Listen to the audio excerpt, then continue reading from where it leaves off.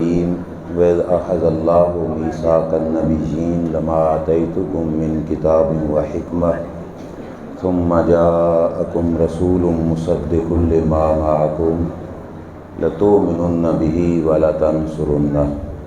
صدق اللہ العظیم۔ محبت و پیار کے ساتھ درود پاک کا نذرانہ پیش کیجیے۔ الصلاۃ والسلام علیک یا سیدی یا رسول اللہ وعلی آلک وصحابک یا سیدی یا حبیب اللہ۔ الصلاۃ والسلام علیک یا سیدی یا نبی اللہ وعلی آلک وصحابک یا سیدی یا نور اللہ۔ مولاي صل وسلم دائما ابدا على حبیبک خیر الخلق كلهم منزہ عن شریک فی محاسنہ فجوہر الحسن فیہ غیر منقسم۔ یا اکرم الخلق مالی من الوذ بہ سواک عند حلول الحادث العمم۔ ولن یلیک رسول اللہ جاءک بیذا الکریم تجلی باسم منتقم۔ محمد تاج رسول اللہ قاطبۃ محمد صادق الاقوال والکلم۔ رب صل وسلم دائما ابدا علی حبیبک خیر الخلق کلہم۔ اللہ جل مجدہ الکریم کی حمد و ثناء اور اس کے پیارے حبیب سید المرسلین خاتم النبیین امام الانبیاء حضرت محمد مصطفیٰ احمد مجتبیٰ صلی اللہ تعالیٰ علیہ وآلہ وسلم کی بارگاہ ناز میں ہدیہ درود و سلام بصد ادب و احترام عرض کرنے کے بعد زیب مسند صدارت پیر طریقت رہبر شریعت پروردہ آغوش ولایت حضرت صاحبزادہ پیر محمد ولید احمد جواد صاحب، بانی محفل حضرت علامہ مولانا مفتی محمد قاسم مجددی صاحب، دیگر حاضرین معزز سامعین، السلام علیکم ورحمۃ اللہ وبرکاتہ۔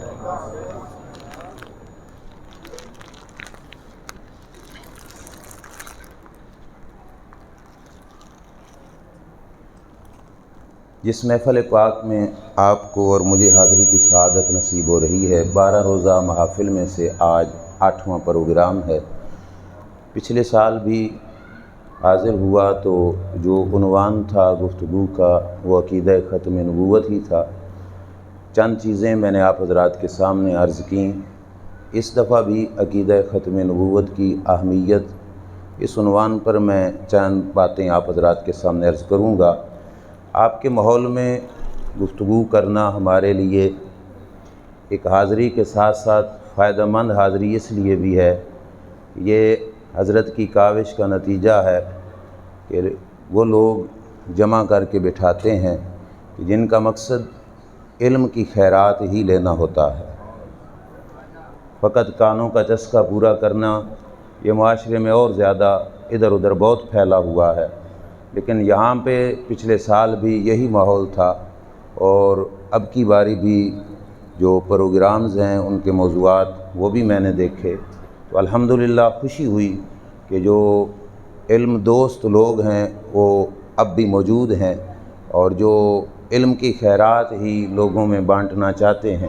دعا کرو اللہ تعالیٰ جل شانہ اس کوشش کو کامیاب فرمائے، اس مسجد کو بھی اللہ کریم آباد فرمائے اور اللہ کریم ہماری حاضری کو اپنی بارگاہ میں قبول فرمائے۔ توجہ کیجیے عقیدہ ختم نبوت کی اہمیت۔ میں بالکل بات کو آغاز سے ہی لے رہا ہوں۔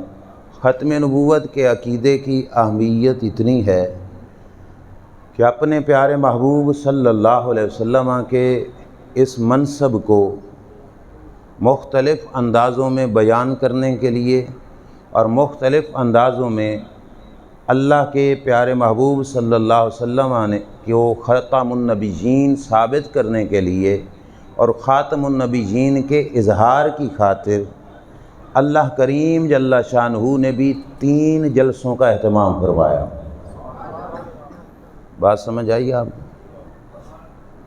اہمیت کے لیے اس سے بڑھ کر جملہ میرے پاس کوئی نہیں۔ یہ بہت بڑا جملہ ہے کہ ختم نبوت کے اظہار کے لیے اپنے محبوب کی ختم نبوت کو اپنے بندوں پر ظاہر کرنے کے لیے رب ذوالجلال نے بھی 3 موقعوں پر جلسوں کا اہتمام فرمایا۔ ایک وہ موقع تھا کہ جس موقع پر ابھی تک عالم اجسام کا آغاز نہیں ہوا تھا، عالم ارواح کے اندر رب ذوالجلال جل وعلا شانہ نے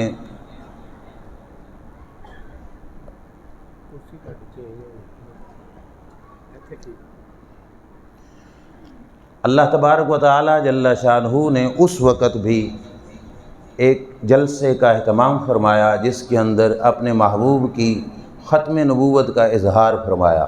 ایک بات ذہن نشین فرما لینا، فقط سرکار کی ذات اقدس کے بارے میں یہ کہہ دینا کہ ہم خاتم النبیین مانتے ہیں، اس لفظ پہ کبھی بھول نہ جانا، یہ لفظ قادیانی بھی بول دیتے ہیں۔ آپ کسی کے ساتھ بات کر کے دیکھو، مرزائی طبقہ قادیانی، وہ کہہ دیں گے آسانی کے ساتھ ہم حضور کو خاتم النبیین مانتے ہیں، ہم سرکار کو خاتم النبیین مانتے ہیں۔ اتنے سے لفظ پر ڈگمگا نہیں جانا، خاتم النبیین کے معنی کو سمجھنا بھی لازمی اور ضروری ہے۔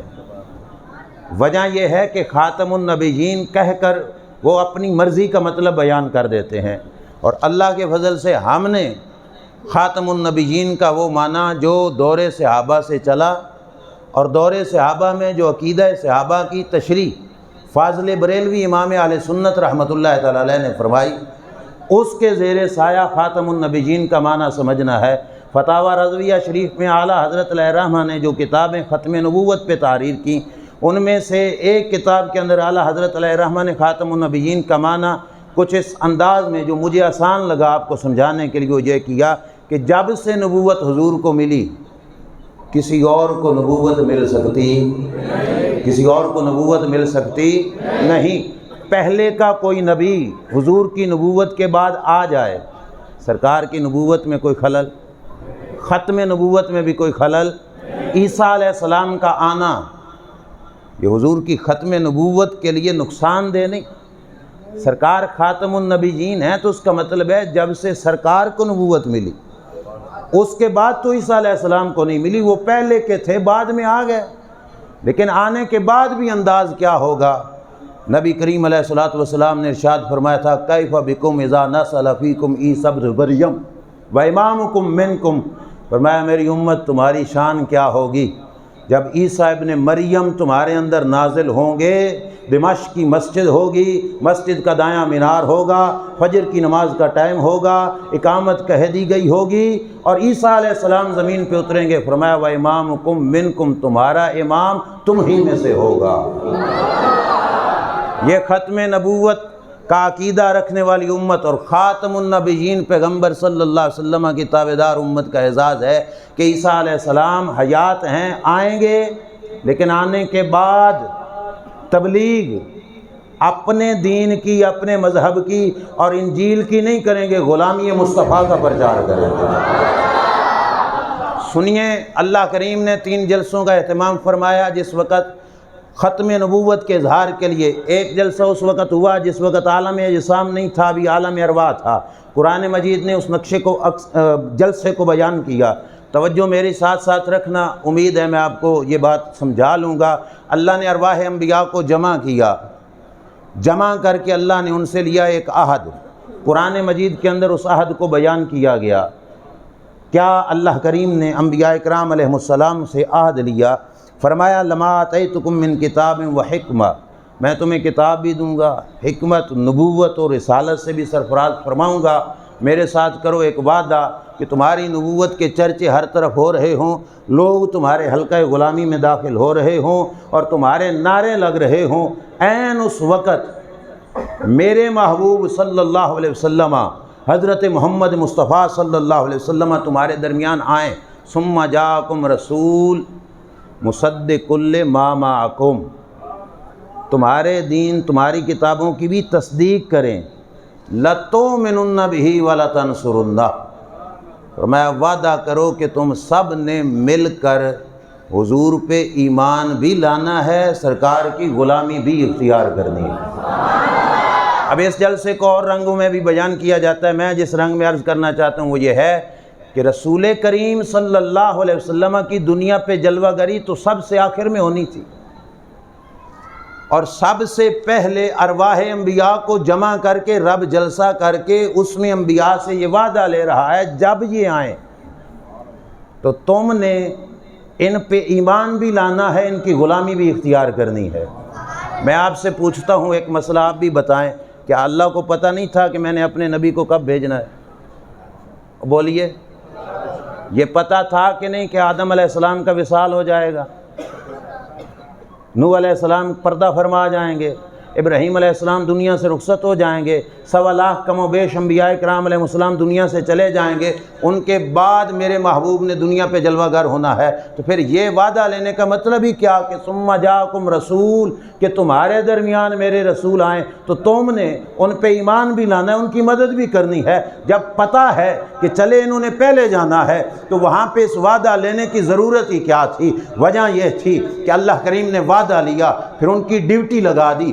ہر نبی اپنے دور نبوت اور رسالت کے اندر اعلان کرتا رہا، لوگوں ہمارے بعد ایک آئے گا، ہمارے بعد ایک آئے گا جو بڑا ذیشان ہوگا، بڑا قدوس ہوگا۔ کہنے لگے اگر ہم نے ان کا زمانہ پایا ہم بھی ان کا کلمہ پڑھیں گے، اگر ہمارے جانے کے بعد تمہاری زندگیوں میں وہ آ گئے تو تمہاری ذمہ داری ہے کہ ان کے آنے کے بعد تم نے ہمارا کلمہ نہیں اس محبوب کا کلمہ پڑھنا ہوگا۔ غالباً یہ جملہ میں نے پچھلی دفعہ بھی کہا تھا، جس نبی کی نبوت کے دور میں ہم موسیٰ و عیسیٰ کا کلمہ نہیں پڑھتے، ہم کسی قادیانی کو کیسے نبی مانیں؟ جاگ رہے ہیں نا؟ اب دین عیسیٰ پہ عمل کر سکتے ہیں، تورات چل سکتی ہے، زبور چل سکتی ہے، تو قادیانی کی افواہات کیسے چل سکتی ہیں؟ اس کی نبوت کو ہم کیسے مان سکتے ہیں کہ وہ اپنا کلمہ پڑھائے سرکار کے زمانہ اقدس میں؟ اللہ نے نبیوں سے وعدہ لیا تمہارے دور نبوت میں میرے محبوب جلوہ گر ہوں گے تو تم نے ان پہ ایمان لانا ہے، ان کی مدد کرنی ہے۔ اگرچہ آنا حضور نے بعد میں تھا، صرف رب اظہار کرا رہا تھا تاکہ قیامت تک کے لیے میرا یہ قانون اور میرا یہ فیصلہ ہر جگہ تک پہنچ جائے کہ میں نے اپنے پیغام کے لیے جو نبوت سے سرفراز فرمایا اور خاتم النبیین جن کو بنایا ہے اور جن کے بعد کسی کو نہیں بھیجنا، وہ حضرت محمد مصطفیٰ صلی اللہ علیہ وسلم۔ اب توجہ میری طرف، اللہ نے وعدہ لے لیا، وعدہ لینے کے بعد کیا فرمایا؟ قال اقررتم، کیا اس بات کا اقرار کرتے ہو؟ کیا اس بات کا مطلب یہ ہے کہ جو وعدہ لیا ہے کیا اس کو پورا کرو گے؟ کہ حضرت صاحب تشریف فرما ہے، علماء کا بھی مجمع ہے، میں آپ سے ایک بات پوچھتا ہوں، اللہ نے ہمیں نماز کا حکم دیا؟ بولیے، نماز کا حکم دینے کے بعد پھر پوچھا بھی ہے کہ پڑھو گے کہ نہیں پڑھو گے؟ ہم سے پوچھا؟ روزے کا حکم دیا کہ روزہ رکھو، پھر پوچھا کہ رکھو گے کہ نہیں رکھو گے؟ ایک تو قیامت میں وہ تو رزلٹ ہوگا نا کہ کس نے رکھا نہیں رکھا اس کے بارے میں، لیکن ایک تو یہ ہے کہ حکم دینے کے بعد پھر پوچھے کہ کرو گے کہ نہیں کرو گے۔ ہم سے پوچھا، حج کا آرڈر آیا، پوچھا کرو گے کہ نہیں کرو گے؟ زکوٰۃ کا حکم دے دیا، پوچھا کہ ادا کرو گے کہ نہیں کرو گے؟ عجیب بات ہے، ہمیں آرڈر دے کے تو نہیں پوچھا، نبیوں کو آرڈر دیا کہ ایمان لانا ہے، مدد کرنی ہے، اور پھر پوچھ بھی لیا۔ اقرار تم، کیا تم اس بات کا اقرار کرتے ہو؟ بات سمجھ آئی کہ نہیں؟ کیا وجہ ہے؟ ہم پہ زیادہ اعتبار ہے اللہ کو اور ادھر نہیں اعتبار؟ قطعاً یہ نہیں سوچنا، سمجھ آ رہی ہے نا؟ ہم زیادہ معتبر بن جائیں اور ادھر اعتبار نہ ہو، یہ نہیں۔ اللہ نے پوچھا یہ بات، پھر آرڈر دے کر ایمان لانا ہے، مدد کرنی ہے، پھر کہا کرو گے کہ نہیں؟ اقرار تم، کیا اس بات کے اقرار کرتے ہو کہ نہیں؟ وجہ کیا ہے؟ آپ کی مسجد میں بیٹھ کے میں پوری ذمہ داری سے عرض کر رہا ہوں، وجہ یہ ہے نماز اپنی جگہ پہ بڑی اہم ہے، روزے کی اہمیت بہت زیادہ ہے، حج و زکوٰۃ بہت زیادہ اہم ہے، لیکن نگاہ باری تعالیٰ میں، اللہ کی نگاہ قدرت کے اندر جو مقام مصطفیٰ صلی اللہ علیہ وسلم کی عظمتوں کا اعتراف کرنا ہے، وہ نماز، روزہ، حج و زکوٰۃ سے بالا تر عبادت ہے۔ میں ثابت کرتا ہوں بھائی، صرف فقط دعویٰ نہیں، اللہ کی نگاہ میں نماز، روزہ، حج، زکوٰۃ سے افضل پیارے مصطفیٰ کی اتباع ہے۔ بول پڑھو۔ ڈرنا نہیں ہے، بات غلط کہوں حضرت بھی بیٹھے ہیں، ہماری اصلاح ہو جائے گی، اور بات صحیح ہو تو آپ کو اس پہ گھبرانے کی کوئی ضرورت نہیں۔ نماز، روزہ، حج، زکوٰۃ رب بعد میں دیکھتا ہے، اپنے محبوب کی نوکری پہلے دیکھتا ہے۔ چلو جی، دلیل سٹارٹ ہونے لگی ہے، میرے ساتھ چلنا۔ ارکان اسلام میں سے نماز، روزہ، حج اور زکوٰۃ، ٹھیک ہے، ساتھ کلمہ شہادت، ان چار میں سے نماز، روزہ، حج، زکوٰۃ سب سے افضل عبادت کون سی ہے؟ بولو نا۔ نماز۔ سب سے افضل کیا ہے؟ نماز۔ نمازیں کتنی ہیں؟ 5 نمازوں میں سے سب سے افضل نماز کون سی ہے؟ بولیے۔ عصر کی نماز سب سے افضل نماز ہے، لیکن عبادت میں سب سے افضل نماز، اور نمازوں میں نماز عصر سب سے فضیلت والی نماز ہے۔ لیکن فاضل بریلوی سے پوچھو تو کہتے ہیں مولا علی نے واری تیری نیند پر نماز، اور وہ بھی عصر جو سب سے اعلیٰ خطر کی ہے۔ اللہ مولا علی سے ناراض ہو گیا پھر؟ بولو نا۔ مولا علی نے واری تیری نیند پر، حضور کی نیند کی وجہ سے نماز عصر قضا ہو گئی، اللہ ناراض ہوا مولا علی سے؟ نہیں۔ کیوں؟ ہمارا عقیدہ ہے کہ عبادت لازم ضرور کی ہے اس نے، لیکن اس کا مقصد عبادت سے قیام نہیں، رکوع نہیں، سجدے نہیں ہیں۔ اللہ عبادت میں بھی دیکھتا ہے تو اپنے یار کی غلامی کو دیکھتا ہے۔ فجر کی کتنی رکعتیں پڑھتے ہو بھائی؟ نہیں، فرض کتنے پڑھتے ہو؟ 2 فرض پڑھتے ہو۔ اگر اللہ کا مقصد ہم سے سجدہ ہی کروانا ہے، کوئی صوفی صاحب صبح سویرے سویرے اٹھیں اور ان کو چاہ چڑھے کہ میں نے رب کو سجدہ بہتا کرنا ہے، زیادہ نیکی کر لوں، زیادہ عبادت کر لوں، میرے پاس آج ٹائم زیادہ ہے، چلو میں 2 کی بجائے 4 فرض پڑھ لیتا ہوں۔ اگر 4 فرض پڑھے تو اللہ قبول فرمائے گا؟ بولو نا۔ کیوں جی؟ اگر مقصد ہے قیام تو قیام تو بڑھ گیا، مقصد ہے رکوع تو رکوع تو بڑھ گئے، مقصد ہے سجدہ تو سجدہ تو بڑھ گیا۔ اللہ کو خوشی سے قبول کرنا چاہیے تھا، مگر رب اس کے 4 واپس کر دے گا۔ جس نے 2 پڑھے اس کے 2۔ وجہ کیا ہے؟ وجہ یہ ہے کہ رب سجدے نہیں دیکھتا کس نے بہتے کیے ہیں، رب دیکھتا ہے میرے نبی کی تابعداری میں عبادت کس نے کی ہے۔ رب 4 واپس اسی خاطر کرے گا، بھئی تو کون ہوتا ہے 4 فرض پڑھنے والا، میرے نبی 2 پڑھ کے گئے۔ اب جب قیامت تک جو بندہ ان کی غلامی میں رہ کر 2 ہی پڑھے گا، میں اس کو قبول فرماؤں گا۔ تو نماز سے بھی افضل ضرورت تھی اس چیز کی، لَتُؤْمِنُنَّ بِهِ وَلَتَنْصُرُنَّهُ، اس واسطے نماز کا نہیں پوچھا کرو گے کہ نہیں، اس کا پوچھا نبیوں کو کہہ کر بھی اقررتم، کیا اس بات کا اقرار کرتے ہو؟ کیا اس بات کا اقرار کرتے ہو کہ تم ایسا کرو گے کہ نہیں؟ تو نماز سے بھی افضل حضور کی تابعداری، حضور کی نماز سے بھی افضل۔ اب اس کے بعد چلو، نماز ہو، روزہ ہو، حج ہو، زکوٰۃ ہو، تمام فرائض سے اونچا ایک فرض ہے، تمام فرضوں سے اونچا ایک فرض ہے۔ وہ کیا ہے؟ وہ مسئلہ کی صورت بھی سنتے جاؤ، آپ پہ سمجھ بھی آ جائے گا۔ آپ نماز پڑھ رہے ہو، نماز کے اندر ہو، آپ نے دیکھا کہ آپ کے سامنے سے ایک سانپ نکل کے آپ کی طرف آ رہا ہے، آپ کو خطرہ ہے یہ مجھے ڈس لے گا، ڈس لیا تو میں مر جاؤں گا۔ مفتی صاحب سے پوچھو کہ آیا میں نماز پوری کروں یا نماز کو توڑ دوں، تو کیا فتویٰ ہوگا؟ بول پڑو۔ نماز کو توڑ دو۔ کیوں میاں؟ اب کیا جواب ہوگا؟ شاباش، جان بچانا فرض ہے، جان بچانا تو فرض تو نماز بھی تھی، نماز توڑ دو پر جان بچاؤ۔ کیوں؟ جان بچانا نماز سے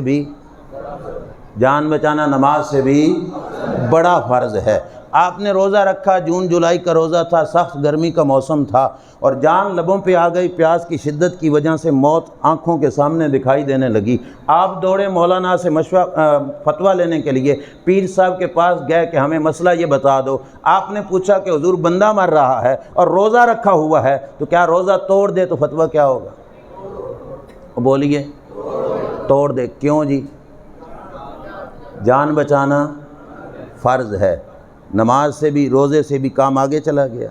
ایک بندے نے زکوٰۃ کے پیسے نکالے ہوئے تھے، میں نے زکوٰۃ ادا کرنی، خدا نخواستہ لٹ گیا، اب ٹوٹل سرمایہ ختم ہو گیا، اب وہ پیسے زکوٰۃ کے فقیر کو دے تو خود بھوکا مرتا ہے۔ مولانا سے جا کے پوچھا حضرت بتاؤ کہ وہ پیسے فقیر کو دے کے خود بھوکا مر جاؤں یا خود اپنے پیٹ پالنے کے لیے راشن خرید کے کچھ کھا کے اپنی زندگی بچاؤں؟ تو فتویٰ کیا ہوگا کہ اپنے لیے کیا کرو، راشن لے کر اپنی زندگی بچاؤ۔ کیوں میاں؟ جان بچانا۔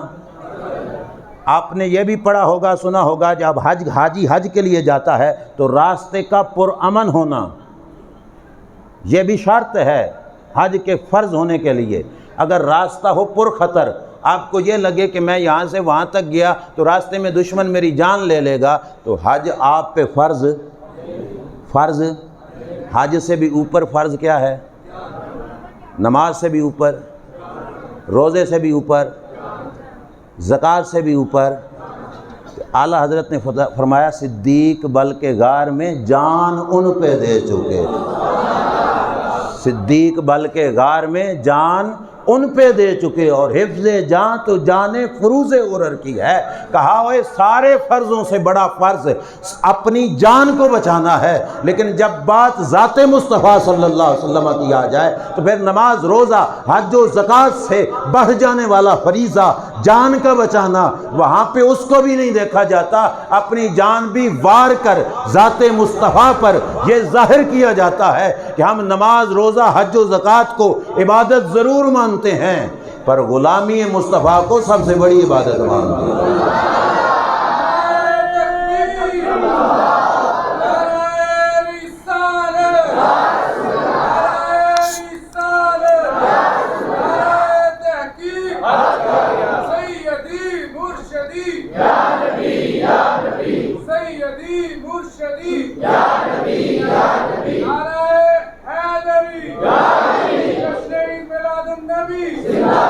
اس واسطے رب نے فرمایا اقررتم، کیا تم اقرار کرتے ہو کہ یہ ذمہ داری لوگے کہ میرے نبی پر ایمان لاؤ گے اور ان کی غلامی کرو گے؟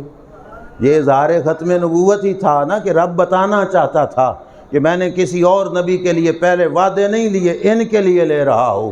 وجہ یہ ہے کہ ان کے جیسا صفِ انبیاء میں بھی کوئی نہیں، ان کے جیسا صفِ انبیاء میں بھی کوئی نہیں۔ رب نے وعدہ لیا، اور یہ دیکھ لو نماز سے بھی اور جان بچانے سے بھی بڑی نیکی تھی، اس واسطے اس کا اقرار کیا۔ اور فاضل بریلوی رحمۃ اللہ تعالیٰ علیہ نے یہ دونوں باتیں کہہ کے کیا فرمایا؟ ہاں تو نے ان کو جان، انہیں پھیر دی نماز، اور وہ تو کر چکے تھے جو کرنی بشر کی ہے۔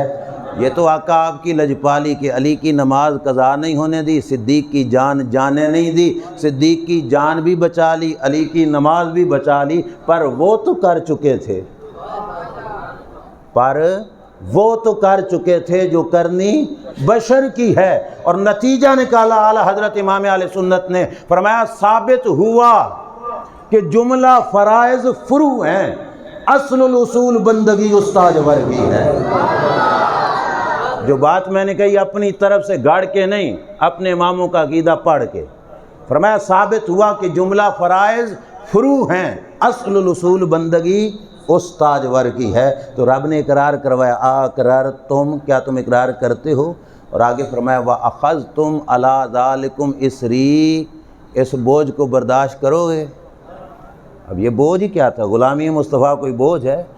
صرف بظاہر بوجھ اس واسطے کہ اپنی نبوت کے نعرے لگ رہے ہوں، لوگ حلقہ غلامی میں داخل ہو رہے ہوں، اور جو ہے کلمہ پڑھنے والے عقیدت و محبتوں والے اظہار عقیدت و محبت کر رہے ہوں، عین اس وقت ایک ہستی کے آ جانے پر اپنی مسند چھوڑنی پڑے اور اٹھ کر وہاں سے نیچے تابع داروں میں بیٹھنا پڑے، تو بظاہر ایک بوجھ سا محسوس ہوتا ہے۔ ایک حضرت تکیہ لگا کے بیٹھے ہوں، چارپائی پہ پیر صاحب بیٹھے ہوں، ان کے مرید و مقتدی نیچے زمین پہ بیٹھے ہوں، اب پیروں کے پیر آ جائیں، مسند چھوڑ کے ان کو نیچے مریدوں میں بیٹھنا پڑے، تو بظاہر بوجھ سا محسوس ہوتا ہے۔ تو رب نے فرمایا یہ ہے بوجھ، کیا اس کو برداشت کرو گے؟ اب جواب کیا تھا؟ قالوا اقررنا، مولا ہم نے کر لیا اقرار۔ قال فاشہدوا، فرمایا بن جاؤ گواہ اس پہ۔ وَأَنَا مَعَكُم مِّنَ الشَّاهِدِينَ، فرمایا میں بھی تمہارے ساتھ اس بات پر گواہ ہوں۔ یہ تھا بھائی پہلا جلسہ جو اللہ کریم جل شانہ نے اظہار کرایا کہ اے انبیاء کی جماعت، صفِ انبیاء میں بھی میرے نبی جیسا کوئی نبی، خاتم النبیین جو بنایا، کسی اور کے سر پہ ختم نبوت کا تاج نہیں سجایا، ختم نبوت کا تاج فقط امام الانبیاء کے سر پہ سجایا۔ اب وعدہ ہو چکا تھا، وعدہ پورا بھی تو کرانا تھا، اور وہ دنیا سے رخصت پہلے ہو گئے تھے۔ اب اللہ نے ایک دوسرے جلسے کا اہتمام فرمایا، اور دوسرا جلسہ کب ہوا؟ جب ہو تو معراج رہا تھا، اور مسجد اقصیٰ میں رب نے اپنے محبوب کو روکا، تھوڑا سٹے یہاں پہ ہو جائے، اور مسجد اقصیٰ میں روک کر اللہ نے دوسرا جلسہ کروایا کہ جو وعدہ لیا تھا نا وہاں پہ، وہ وعدہ آج یہاں پہ پورا ہو جائے۔ توجہ ہے آپ کی؟ کہاں پہ دوسرا جلسہ ہوا؟ مسجد اقصیٰ میں۔ رب نے فرمایا سونیا چل، تو مسجد حرام سے مسجد اقصیٰ پہنچ، اور 1.25 لاکھ کم و بیش انبیاء اکرام علیہ السلام کو کہا چھوڑو اپنی مزارات، تم بھی سارے مسجد اقصیٰ میں پہنچو۔ اب مسجد اقصیٰ میں انبیاء بھی جمع ہیں، نبی کریم علیہ السلام بھی وہاں پہ پہنچے۔ دو کام ہوئے، آپ عام طور پہ سنتے رہتے ہو، ایک ہوئی نماز، ایک ہوئی ایک اور کام بھی ہویا سی، وہ ہوا تھا وہاں پہ جلسہ، اور صرف جلسہ نہیں باقاعدہ کانفرنس ہوئی تھی، 5 نبیوں نے تقریر کی، اور چھٹا خطاب مدینہ کے تاجدار نے فرمایا۔ امامت کے حوالے سے بھی میں عرض کرتا چلوں، مصلی امامت پہ سرکار اپنی مرضی سے داخل ہوئے، جبریل نے ہاتھ سے پکڑ کر رب کے حکم سے مصلی امامت پہ حضور کو کھڑا کیا کہ آج وعدہ پورا ہو جائے نا، لَتُؤْمِنُنَّ بِهِ وَلَتَنْصُرُنَّهُ، کہ امام اور مقتدی کا مذہب ایک ہی ہوتا ہے، آپ امام بن جائیں، 1.25 لاکھ مقتدی بن جائیں، تاکہ زمانے کو پتہ چل جائے جو وعدہ عالم ارواح میں کیا تھا، عالم اجسام میں مسجد اقصیٰ میں نبیوں نے نبھایا بھی ہے۔ فاضل بریلوی نے کہا ہوئے سوچو کیا کہ معراج پہ جاتے ہوئے یہ نماز پڑھنے کی ضرورت ہی کیا تھی، اور مسجد اقصیٰ میں سٹے کرنے کی کیا ضرورت تھی؟ تو کہا نماز اقصیٰ میں تھا یہی سر کہ ایاں ہو مانع اول آخر، کہ دست بستہ ہیں پیچھے حاضر جو سلطنت پہلے کر گئے تھے، کہ زمانے کو پتہ چلے کہ صرف پہلے آنا اس میں کمال نہیں، امام الانبیاء آئے آخر پہ ہیں، رتبہ سب سے بلند پا کے گئے۔ اس واسطے نماز مصلی امامت حضور اکرم صلی اللہ علیہ وسلم کے سپرد کیا گیا۔ ایک اور بات عرض کر کے میں جلسے کی طرف بھی آتا ہوں، جو مسجد اقصیٰ میں جلسہ ہوا، آپ مجھے یہ بتاؤ کہ امامت ہی کروانی تھی، اور اپنے محبوب کی امامت کرا کے انبیاء کو مقتدی بنا کے رب نے اس وعدے کو پورا کرانا تھا تو مسجد حرام میں ہی کرا لیتا۔ سمجھ آ رہی ہے کہ نہیں؟ اچھا چلو یہ دسو، مسجد اقصیٰ میں نماز کا ثواب زیادہ ہے یا مسجد حرام میں؟ بولو نا، مسجد حرام میں۔ تو پھر اللہ نے سفر بھی کرایا تو خواہ مخواہ مسجد اقصیٰ کیوں لے گیا؟ یار لیٹے ہی یہاں پہ تھے حتیم میں یا ام ہانی کے گھر میں، تو رب فرماتا اٹھ محبوبہ تے جا مسجد حرام کے مصلی پہ کھڑے ہو جاؤ، اور میں نبیوں کو بھیج دیتا ہوں، جو اقصیٰ میں بھیج سکتا ہے وہ ہر مسجد حرام میں نہیں بھیج سکتا۔ وجہ کیا ہے؟ توجہ کیجئے میرے استاد محترم حضور اشرف العلماء شیخ الحدیث و تفسیر علامہ محمد اشرف سیالوی رحمۃ اللہ تعالی علیہ یہاں پہ فرمایا کرتے تھے بھائی وجہ یہ ہے کہ مسجد حرام میں ہو جاتی امامت، پھر وہ راز ظاہر نہ ہوتا جو فاضل بریلوی نے کہا تھا۔ وہ کیسے؟ توجہ کیجئے، شریعت کا مسئلہ ہے کہ مسجد کا محلے کا جو امام ہوتا ہے مصلی کا سب سے زیادہ حقدار، سمجھ آ رہی ہے؟ کوئی شیخ الحدیث آ جائے، کوئی شیخ القرآن آ جائے، کوئی امام الوقت آ جائے، کوئی پیر طریقت آ جائے، مصلی امامت کا زیادہ حق کس کا ہے؟ جو محلے کا امام ہے۔ مسئلہ سمجھ آ گیا؟ آ گئی سمجھنا؟ محلے کا امام زیادہ حقدار ہے کس کا؟ مصلی کا۔ اب یہ مسئلہ ذہن میں رکھ کے دوبارہ پلٹو اپنی بات کی طرف، مسجد حرام میں امامت کیوں نہیں ہوئی؟ مسجد اقصیٰ میں کیوں جا کے کرائی؟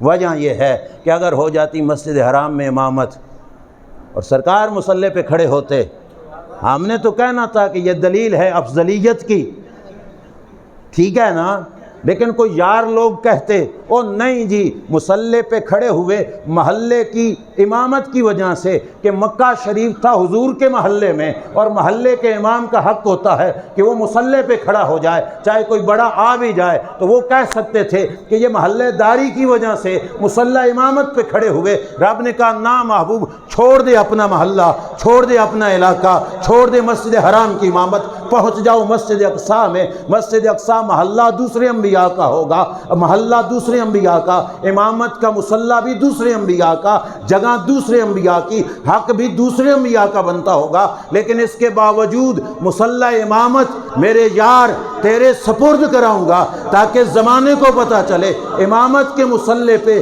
محلے داری کی وجہ سے نہیں، اپنی سرداری کی وجہ سے کھڑے ہو رہے ہیں۔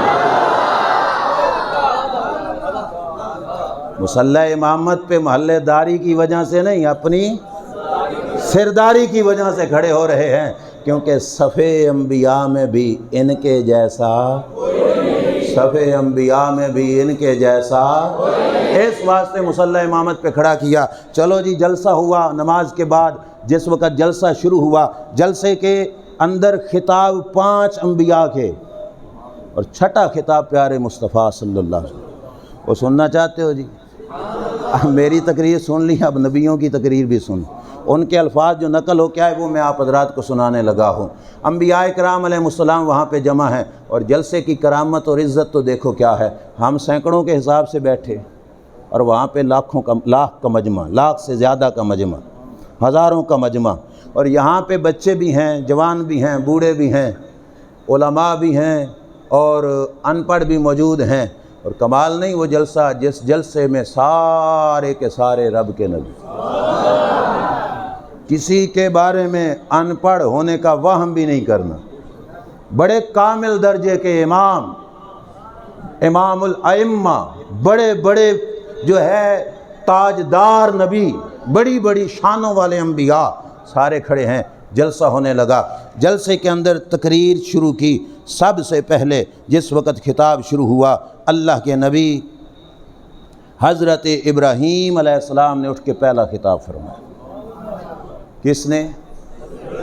سننا بھائی، الفاظ میں ہو بہو وہی پڑھنے لگا ہوں، اور میں جلدی جلدی سے ان الفاظ کو آپ کے سامنے عرض کرتا ہوں تبرک کی خاطر۔ الحمدللہ الذی اتخذنی خلیلا، ابراہیم علیہ السلام کا پہلا جملہ تھا، ساری تعریفیں اس رب کی جس نے مجھے اپنا خلیل بنایا۔ آگے کیا کہا؟ وآتانی ملکا عظیما، ساری تعریفیں اس رب کی جس نے مجھے بہت بڑا ملک عطا فرمایا۔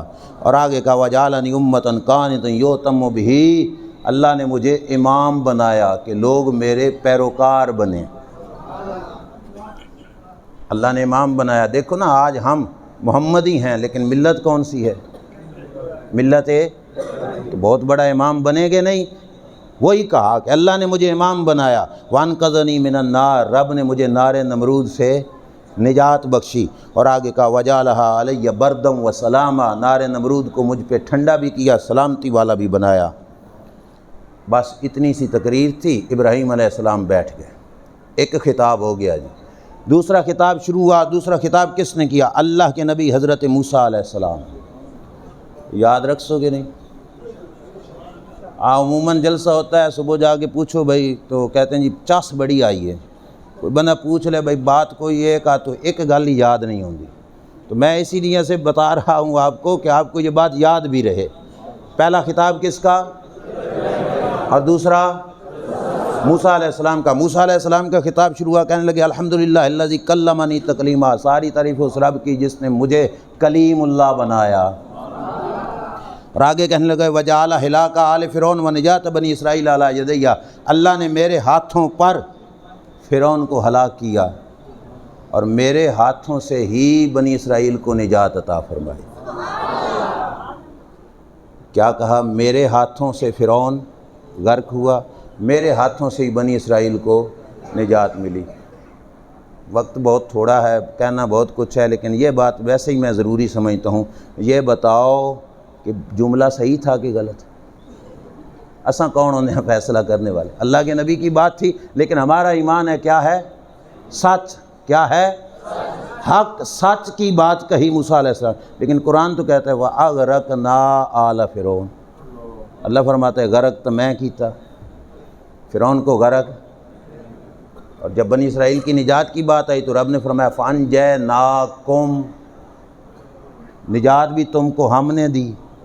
رب فرماتا ہے میں نے نجات بخشی، میں نے غرق کیا۔ موسیٰ علیہ السلام فرماتے ہیں کہ میرے ہاتھوں پہ ہلاکت ہوئی فرعون کی، میرے ہاتھوں سے بنی اسرائیل کو نجات ملی، اب کدھر جاؤ گے؟ گھبرانے کی کوئی ضرورت نہیں، بھلا ہو ہمارے اماموں کا، بھلا ہو ہمارے مرشدین کا، بھلا ہو علماء کا، جنہوں نے عقیدہ حق کا سنبھال کر ہمارے تک پہنچایا۔ ہمیں کوئی پریشانی نہیں، ہم کہیں گے قرآن بھی سچا، موسیٰ علیہ السلام کا خطاب بھی، نجات رب نے دی تھی، وسیلہ موسیٰ علیہ السلام کا تھا، نسبت ادھر کرو تب بھی جائز ہے، نسبت ادھر کرو تب بھی جائز ہے۔ سمجھ آ گئی کہ نہیں؟ اے گھر کہہ دیتا جی، لوگ کہہ دیتے ہیں پیران دیتا، فوراً فتویٰ شرک آ جاتا ہے، اور نہیں، مطلب یہ ہے دینے والا وہ ہے، ان کی دعا سبب بن گئی، ان کی دعا وسیلہ بن گئی، اس واسطے یہاں پہ بھی عقیدہ ہمارا ظاہر ہو رہا تھا مسجد اقصیٰ میں، غرق رب نے کیا، وسیلہ موسیٰ علیہ السلام بنے تھے، نسبت ادھر بھی جائز، نسبت، سمجھ آ گئی کہ نہیں؟ موسیٰ علیہ السلام آگے اپنی تقریر کو چلاتے ہوئے ارشاد فرماتے ہیں وَجَعَلَ مِنْ أُمَّتِي قَوْمًا يَهْدُونَ بِالْحَقِّ وَبِهِ يَعْدِلُونَ، میری امت کے کچھ لوگوں کو ہدایت و حق کی تبلیغ کرتے رہے۔ موسیٰ علیہ السلام اتنی تقریر کر کے بیٹھ گئے، تیسرا خطاب ہوا حضرت داؤد علیہ السلام کا۔ کس کا؟ سنو جی، حضرت داؤد علیہ السلام اٹھے کہا الحمدللہ الذی جعل لی ملکا عظیما، ساری تعریفیں اس رب کی جس نے مجھے بہت بڑی سلطنت عطا فرمائی، اور وعلمنی الزبور، مجھے زبور کا علم عطا فرمایا، وعلان لی الحدید، میرے ہاتھ میں لوہے کو موم کیا، میرے ہاتھ میں لوہے کو موم کیا، وسخر لی الجبال، اور پہاڑوں کو میرا پابند کیا، یسبحنا، میرے ساتھ وہ رب کی تسبیح پڑھتے تھے، میں اللہ اللہ کرتا تو پہاڑ بھی میرے ساتھ اللہ اللہ کرتے، پرندے میرے ساتھ مسخر کیے، وہ بھی میرے ساتھ تسبیحیں پڑھتے تھے، وَآتَانِ الْحِکْمَةَ وَفَصْلَ الْخِطَابَ، مجھے حکمت اور فصل خطاب عطا فرمائی۔ ایک بات چلتے چلتے ذرا بتا دو، یہ تعریف خدا ہو رہی ہے یا انبیاء کی شان بیان ہو رہی ہے؟ پہلا جملہ تو الحمدللہ ہے، ثنائے خدا سے بات شروع ہوئی، آگے شانیں ساری انبیاء کی آ رہی ہیں، اپنی اپنی شانیں بیان کر رہے ہیں، تو تعریف خدا ہو رہی ہے یا تعریف انبیاء ہو رہی ہے؟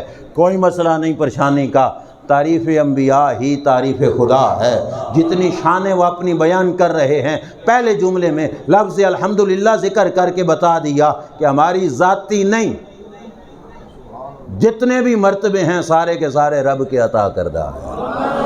تو تعریف انبیاء بھی تعریف انبیاء بھی تعریف خدا ہے، اس واسطے انبیاء کرام علیہ السلام الحمدللہ سے بات شروع کرتے ہیں اور شانیں اپنی بیان کر رہے ہیں۔ حضرت داؤد کا خطاب ختم ہو گیا، کتنے ہو گئے جی؟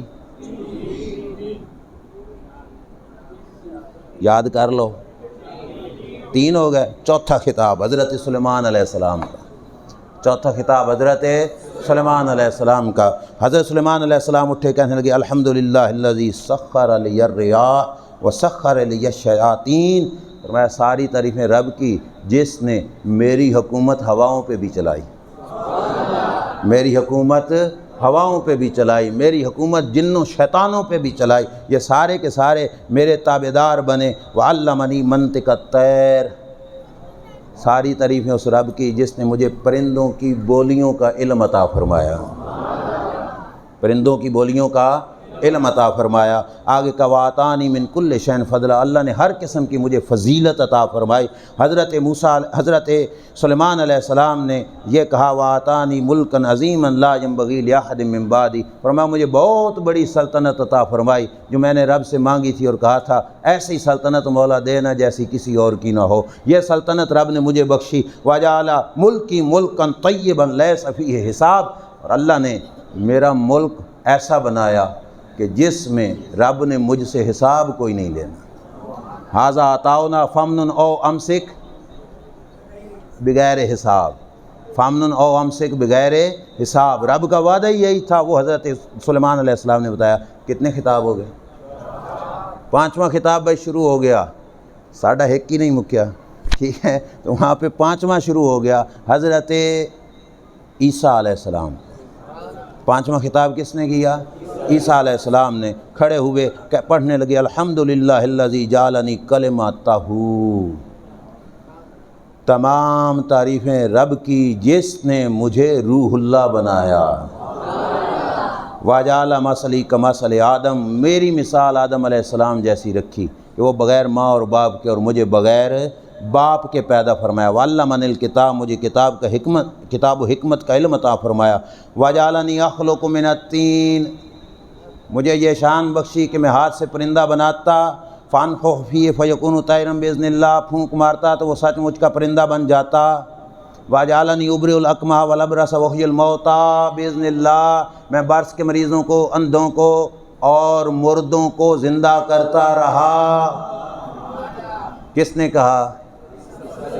عیسیٰ علیہ السلام نے۔ سچ ہی کہا نا؟ اب ٹائم تھوڑا، میں یہاں پہ تبصرہ نہیں کرتا، آگے چلتے ہیں۔ حضرت عیسیٰ علیہ السلام نے یہ کہا، آگے کا ورفعنی وطہرنی، مجھے بلند رتبہ دیا، پاک کیا، وعاذنی وأمی من الشیطان، مجھے میری ماں کو شیطان سے پناہ بخشی۔ لو جی 5 خطاب ہو گئے پورے، سمجھ آ گئی؟ ایک خطاب رہ گیا، خصوصی خطاب مجمع انبیاء کا، اور آخری خصوصی خطاب کس کا؟ نبیوں کے نبی کا صلی اللہ علیہ وسلم۔ صحن چمن کو اپنی بہاروں پہ ناز تھا، وہ آئے تو سب بہاروں پہ چھا گئے۔ میرے محبوب صلی اللہ علیہ وسلم کا لاسٹ خطاب کانفرنس مسجد اقصیٰ میں ختم نبوت کا اظہار ہو رہا تھا وہاں پہ۔ اب رسول کریم کا خطاب بڑی توجہ سے سننا۔ اللہ کے رسول کھڑے ہو گئے، آمنہ کے لال کھڑے ہو گئے، ختم نبوت کے تاجدار کھڑے ہو گئے۔ میرے محبوب علیہ السلام اٹھے، جو پہلا جملہ بولا، حضرت صاحب سے دعائیں لینے کے لیے میں یہ عرض کر رہا ہوں، حضور نے پہلا جملہ بولتے ہوئے کیا کہا؟ الحمدللہ الذی ارسلنی رحمۃ للعالمین۔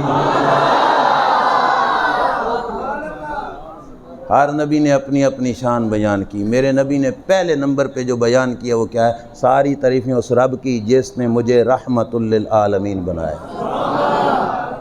یہ کئی شان سی حضور دی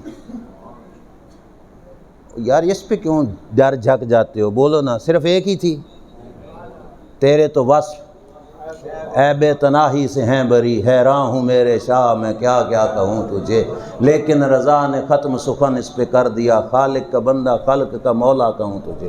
صرف ایک شان تو نہیں تھی بے حسابی، بے حساب شانوں میں سے مسجد اقصیٰ میں ذکر کرنے کے لیے رب کے محبوب نے رحمت للعالمین ہونا ہی کیوں بیان کیا؟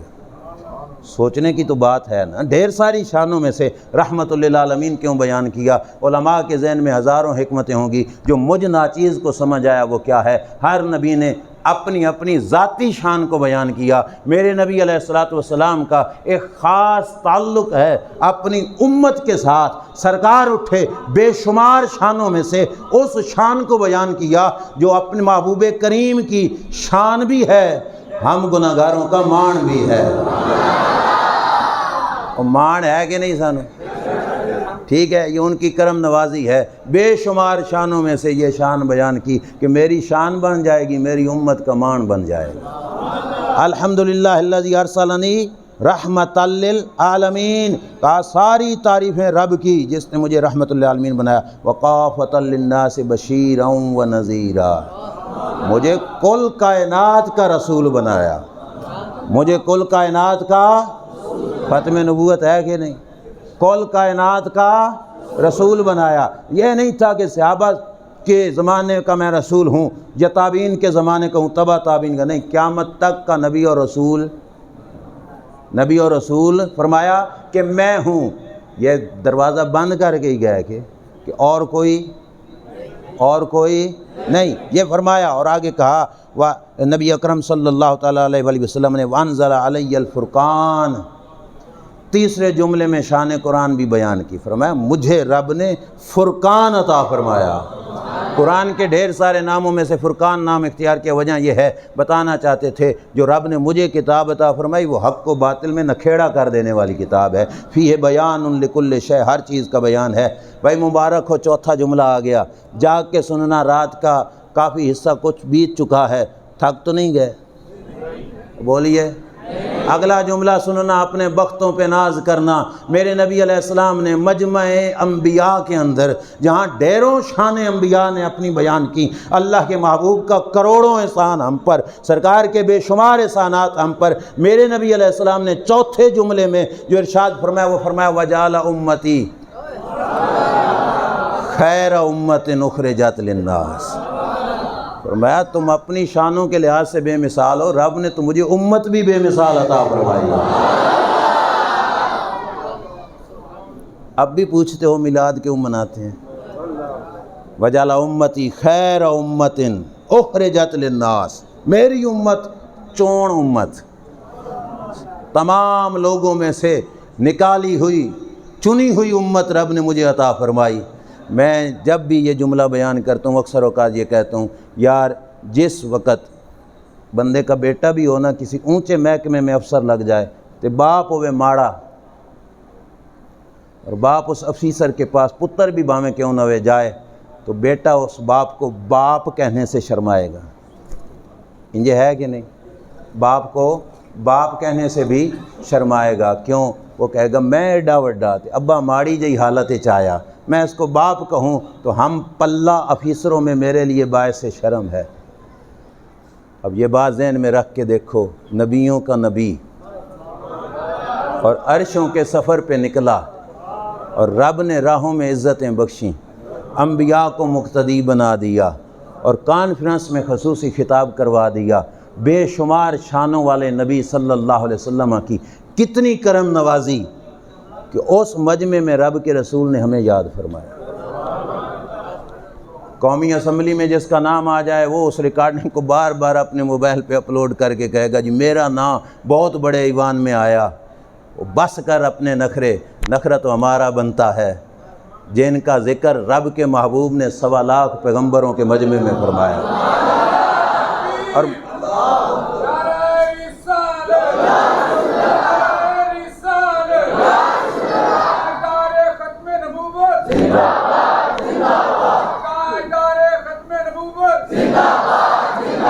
محترم سامعین توجہ کیجیے، وقت تھوڑا ہے، ایک جملہ امت کی شان میں صرف نہیں، قربان جاؤں اس کی کرم نوازی پر، قربان میں ان کی بخشش پر، مقصد بھی زباں پہ آیا نہیں، بن مانگے دیا اور اتنا دیا کہ دامن میں ہمارے۔ پہلا جملہ امت کی شان کیا، دوسرا بھی حضور علیہ السلام نے بولا، فرمایا وَجَعَلَ أُمَّتِي أُمَّةً وَسْطًا۔ آج کی بولی میں ترجمہ کروں مطلب یہ ہے میری امت کو برانڈ امت بنایا، مطلب جس کے جیسا خاص امت، بڑی شان والی امت میرے رب نے مجھے عطا فرمائی۔ 2 جملے ہو گئے، تیسرا جملہ پھر امت کی شان میں آیا، سرکار نے پھر فرمایا وَجَعَلَ أُمَّتِي هُمُ الْأَوَّلُونَ وَالْآخِرُونَ۔ رب نے میری امت کو اول بھی بنایا، میری امت کو آخر بھی بنایا۔ پیر صاحب بیٹھے ہیں، جو اول ہے وہ آخر نہیں، جو آخر ہے وہ اول نہیں۔ امت اول ہے تو آخر کیسے، آخر ہے تو اول کیسے؟ ہم آئے تو سب سے آخر میں، اول کیسے؟ اگر اول ہیں تو پھر آخر کیسے؟ علماء نے مطلب بیان کیا، وہ فرماتے ہیں ہم اول بھی ہیں ہم آخر بھی ہیں، دنیا میں آنے کے لحاظ سے سب سے، جنت میں جانے کے اعتبار سے سب سے پہلے ہوں گے۔ میرے نبی کا فرمان ہے الجنت حرام علی الانبیاء حتی ادخلھا وعلی الامم حتی تدخلھا امتی۔ فرمایا جنت نبیوں پر حرام ہے جب تک کہ میں محمد نہ داخل ہو جاؤں صلی اللہ علیہ وسلم، اور تمام امتوں پہ جنت حرام ہے جب تک میری امت نہ جنت میں داخل ہو جائے۔ اور سمجھ آ گئی کہ ہم اول بھی ہم آخر۔ 3 جملے حضور نے امت کی شان کے بیان کیے، اور آگے میرے نبی علیہ السلام نے فرمایا وَشَرَحَ لِي صَدْرِي، میرے رب نے مجھے شرح صدر عطا فرمایا۔ اگلا جملہ میلاد کے مہینے میں سننا، یہ حضور کی تقریر کا ہے، فرمایا وَرَفَعَ لِي ذِکْرِی، رب نے میرے چرچے کر دیے، میرے ذکر کو بلند فرما دیا۔ اور آگے میرے محبوب صلی اللہ علیہ وسلم کا آخری جملہ وَجَعَلَنِي خَاتِمًا وَفَاتِحًا۔ جاگ رہے ہو جی؟ بس میں تیسرا جلسہ صرف بتاؤں گا، وہ سارا نہیں سناؤں گا، ٹائم ختم ہو گیا ہے، بس اس جملے پہ غور کرو، اپنے موضوع ہمارا نکل آیا۔ سرکار نے فرمایا وَجَعَلَنِي فَاتِحًا وَخَاتِمًا، فاتحًا و، یاد رکھو یہ جملہ، ساری تقریر نہیں تو ایک جملہ تو یاد رہے گا نا۔ آخری جملہ کیا تھا؟ وَجَعَلَنِي فَاتِحًا و، اللہ نے مجھے فاتح بھی بنایا، خاتم بھی بنایا۔ فاتح کھولنے والا، خاتم، بولیے فاتح خاتم۔ سرکار نے فرمایا مجھے رب نے دو شان عطا فرمائی، میں اول بھی ہوں، میں فاتح میں ہوں، خاتم بھی میں ہوں۔ اب جو فاتح ہے وہ خاتم کیسے؟ جو خاتم ہے وہ فاتح کیسے؟ مسجد میں جلسہ ہو رہا تھا، جو بندہ سب سے پہلے دروازے سے انٹر ہوا، جس نے آ کے لاک کھولا، وہ تو بن گیا فاتح۔ اب جلسہ مجمع بھر گیا، جو سب سے لاسٹ پہ آیا اس نے آ کے دروازہ بند کر دیا، وہ کیا بنا؟ خاتم۔ ٹھیک ہے، جو فاتح ہے وہ خاتم نہیں، جو خاتم ہے وہ فاتح نہیں۔ سرکار فرماتے ہیں فاتح بھی میں ہی ہوں، خاتم بھی میں ہوں۔ الجھنے کی لفظوں کے اندر کوئی ضرورت نہیں۔ عالم ارواح میں جس وقت رب نے ارواح انبیاء کو بنایا، روح مصطفیٰ کو بنا کے سب سے پہلے تاج نبوت مصطفیٰ کے سر پہ سجایا۔ کیا بن گئے؟ نبوت سب سے پہلے عالم ارواح میں کس کو ملی؟ کس کو ملی؟ اور یہ یاد رکھنا، عالم ارواح میں حضور کو نبوت دے کر رب ذوالجلال نے اس نبوت پہ ورک بھی کرایا حضور علیہ السلام سے۔ وہ ورک کیا تھا؟ اللہ نے فرمایا چل محبوب، یہاں بندے تو نہیں، فرشتوں کو اللہ اللہ کرا، انبیاء کی ارواح کو سبحان اللہ پڑھنا سکھا دے۔ شفا شریف میں قاضی ایاز نے لکھا وجعل ذالک النور وکان ذالک النور یسبح ویسبح الملائکۃ بتسبیحہ، رب کے محبوب کا نور پہلے سبحان اللہ پڑھتا، فرشتے اس سے سن کے سبحان اللہ پڑھتے۔ فاتح بنے گے نہیں؟ پہلی نبوت کس کو ملی؟ بولیے کس کو؟ عالم ارواح میں پہلی نبوت کس کو؟ کہ عالم اجسام کے پہلے نبی کون؟ آدم علیہ السلام۔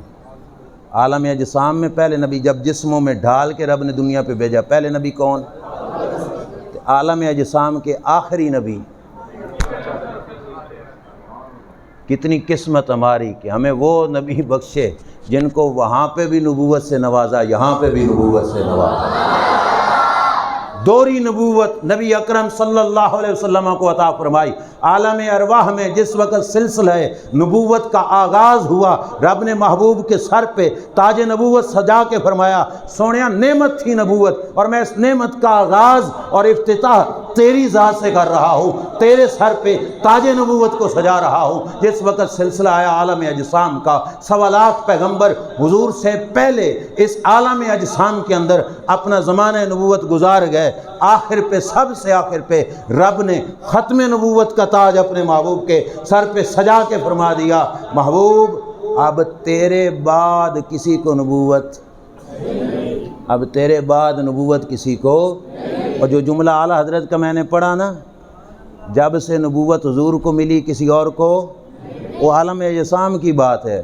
عالم ارواح میں تو وہ سب سے اول، عالم اجسام میں باقی گزرے، سب سے آخر کون تھے؟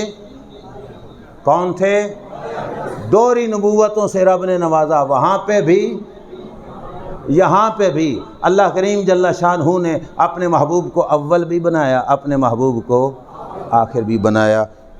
بس ٹائم ختم، میں تیسرا جلسہ پورا نہیں بیان کروں گا۔ تیسرا جلسہ 2 ہو گئے ہیں، تیسرا ہونا ہے۔ تیسرا جلسہ رب نے فرمانا ہے، وہ کب؟ بروز قیامت۔ کب؟ بروز قیامت۔ وہ جب ساری امتیں رل مل کے آدم سے لے کے عیسیٰ تک پھر پھرا کے آخر پہ خاتم النبیین کے دروازے پہ جائیں گے۔ یہ بھی جلسہ ہی ہوگا۔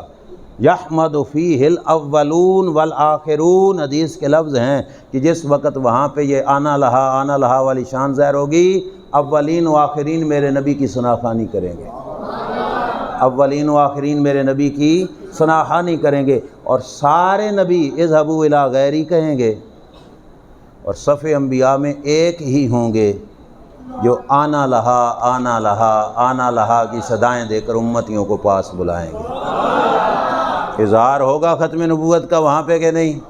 یہ بعد چی کوئی آیا سی اساں اودے بوئے تے ہی جانا سی، پھر سمجھ لو کہ بعد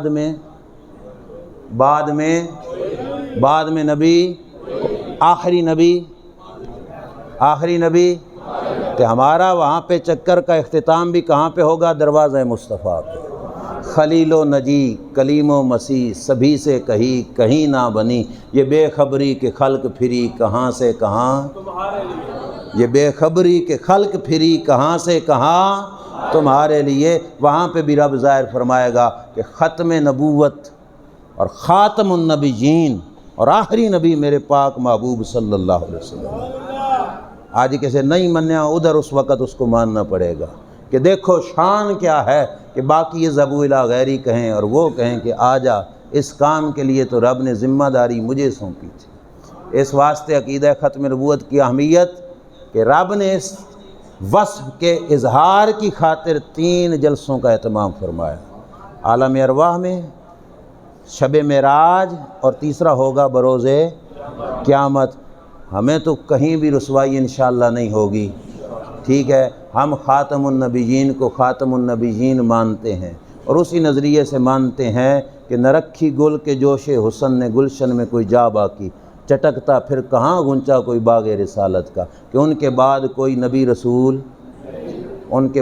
نبی رسول، آخری دین، آخری شریعت، آخری ملت، آخری امت میرے نبی علیہ السلام، اور وہ آخری نبی ہیں صلی اللہ علیہ وسلم۔ اللہ تعالیٰ عمل کی توفیق عطا فرمائے۔ میری گفتگو پر کسی کو کوئی سوال ہو، بلا جھجک اپنی جگہ پہ کھڑے ہو کر سوال فرما سکتا ہے، کوئی جھگڑا نہیں، آرام کے ساتھ جس کو ہو سوال وہ اپنی جگہ پہ کھڑے ہو کے سوال کر سکتا ہے۔ ابھی آپ